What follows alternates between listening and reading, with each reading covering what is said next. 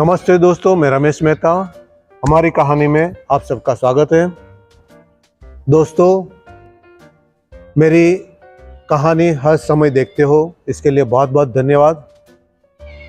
दोस्तों, आज मैं हमारे देश में जो 12 ज्योतिर्लिंग है उसमें से एक ज्योतिर्लिंग जो सोमनाथ, जो गुजरात में पाटन क्षेत्र में काठियावाड़ में है, उसके बारे में बताऊंगा। बहुत बड़ा इतिहास है, 6 बार इसको तोड़ा गया।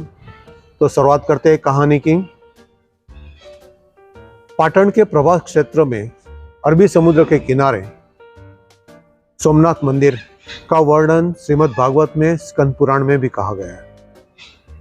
महाभारत के समय से ये मंदिर है वहां। उसके बाद 649 ईस्वी सन में वल्लभी राजा मैत्रिक राजा ने उसका पुनर्निर्माण किया।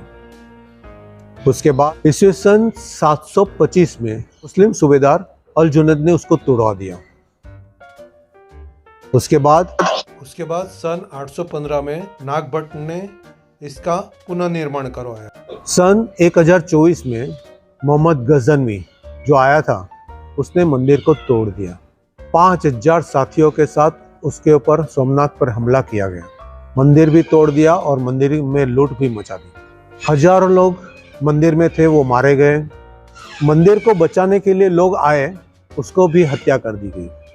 सन 1093 में महाराजा भोज, भीमदेव और सिद्धराज जयसिंह ने मिलकर इस मंदिर का पुनर्निर्माण करवाया।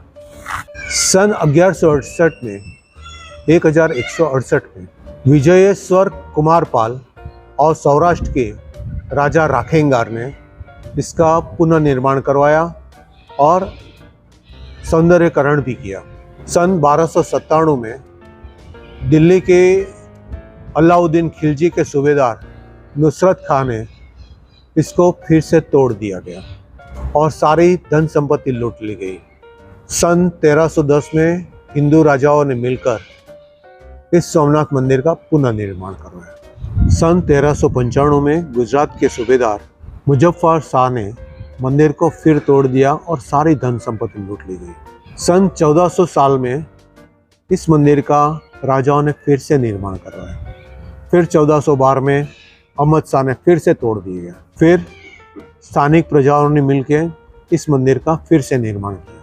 1665 में औरंगजेब ने, सब हिंदू यहाँ मंदिर में दर्शन करने आते हैं, पूजा अर्चना करने आते हैं, इसलिए पूरी सेना लेकर आया और सारे प्रजा को मार दिया गया। मंदिर को लूट लिया गया, मंदिर को तोड़ दिया गया। 1706 में उसने फिर से हमला किया और फिर तोड़ दिया गया। रानी अहल्याबाई ने 1783 में मंदिर के मूल स्थान को छोड़कर उससे थोड़े दूर में सोमनाथ मंदिर का पुनर्निर्माण किया।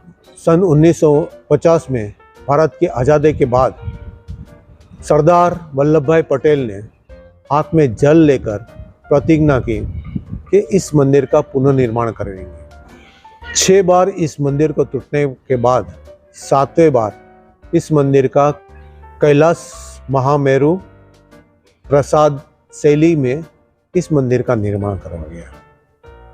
और उसके बाद 1 दिसंबर 1995 में भारत के राष्ट्रपति शंकर दयाल शर्मा ने इस मंदिर प्रजा के हाथ में सौंप दिया। तूफान में भी जला रहेगा सोमनाथ की आरती का दिया। महाशिवरात्रि और श्रावण के महीने में यहाँ श्रद्धालुओं की लाइन लगती है। इस मंदिर की कथा कुछ ऐसी है। दक्ष प्रजापति की 27 कन्याएं थी, वो चंद्रदेव से लग्न करवाया गया। दक्ष प्रजापति की 27 कन्या में से रोहिणी चंद्रदेव को बहुत प्रसन्न थी, वो उसके साथ ही ज़्यादा समय बिताया करते थे। दक्ष प्रजापति ने चंद्रदेव को बहुत समझाया कि और भी कन्या है, और भी आपकी पत्नी है, उसका ऊपर भी ध्यान रखना चाहिए। मगर चंद्रदेव रोहिणी के साथ ही ज़्यादातर रहते थे, इसीलिए दक्ष प्रजापति ने उसे श्राप दे दिया कि आप क्षयग्रस्त हो जाओगे। अभी जो चंद्रमा की जो रोशनी थी वो धीमे धीमे खत्म होती जा रही थी। तो चंद्रदेव ने ब्रह्मा जी से पूछा, महामृत्युंजय का जप का तप करने के लिए कहा, शिव जी की पूजा करने के लिए कहा। चंद्रदेव ने शिव जी की तप करना शुरू किया, महामृत्युंजय मंत्र का जप किया, लाखों बार जप किया। जप करने से शिव जी प्रसन्न हुए, इसलिए चंद्र को सोम भी कहा जाता है, इसलिए सोमनाथ पड़ा।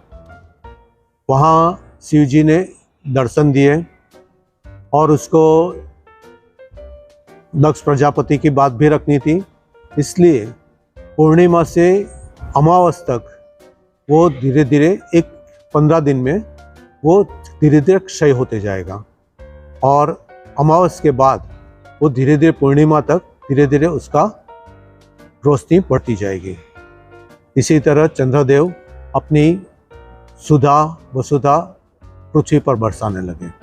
सोमदेव ने शिव जी और पार्वती जी को कहा कि आप शिवगण के साथ यहीं वास कीजिए और सारे लोग और प्रजा का, सारे प्राणियों का आप उद्धार कीजिए।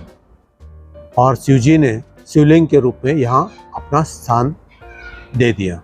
कहते हैं कि इसके दर्शन करने से आपके सारे पाप धुल जाते हैं। इसकी पूजा अर्चना करने से मोक्ष का मार्ग सुलभ हो जाता है। यहाँ बहुत बड़ा मंडप भी है, बड़ा सभागृह भी है, यहाँ रहने की भी व्यवस्था है, खाने पीने की व्यवस्था है। बिल्कुल दर्शन करना चाहिए। जय शिव भगवान। ओम नमः शिवाय। हर हर महादेव। पार्वती माता सबकी रक्षा करें। धन्यवाद। जय श्री कृष्ण, जय श्री राम। भारत माता की जय।